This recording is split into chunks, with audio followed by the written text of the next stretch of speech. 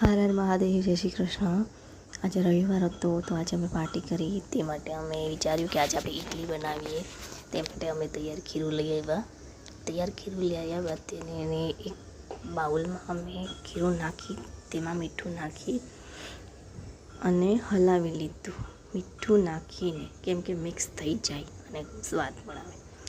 મીઠું નાખ્યા બાદ અમે તેને નાની વાટકીઓ હતી તેમાં બે 3 મીડિયમ ચમચી નાખી વાટકી ભરી લીધી। બરાબર છે।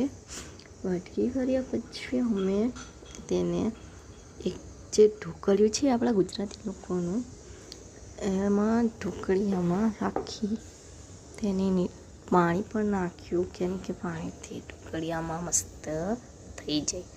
તે નાખી અમે ગેસ પર ચડાવી દીધું। જો તમને ગમે તો લાઈક, શેર, સબસ્ક્રાઈબ કરજો। તૈયાર છે, વાંધો નહીં।